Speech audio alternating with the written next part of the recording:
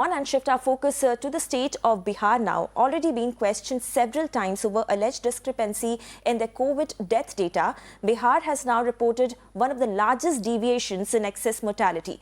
Bihar registered at least 2.51 lakh excess deaths, which are the total deaths occurring due to all causes during a crisis since the beginning of COVID-19 in March 2020 to the period of May 2021. Now, this figure is 48.6 times more than the official tally of COVID deaths in the state in the same time period, and that is 5,163.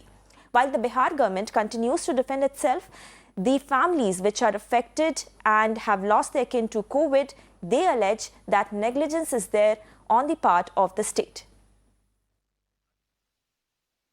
To talk more on this, I am now being joined by Aditya Vaibhav. Aditya, very important data there we are putting forth in front of our viewers. But first of all, help us understand this. What is the system of recording COVID deaths in the state of Bihar? Because there are two sets of data in front of us. One is the, of course, overall tally, and the other one is the official COVID deaths.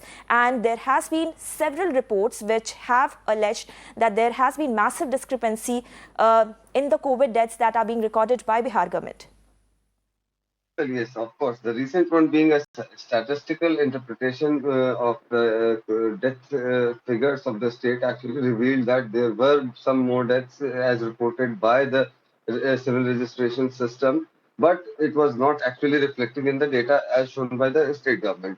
Times Network actually went ahead and talked to Bihar Health Minister Mangal Pandey, who categorically said that he is not a doctor, and that's why every time they get a death certificate with a mention of COVID, only then they would consider it as a COVID death, and only then they would process the compensation amount and everything else.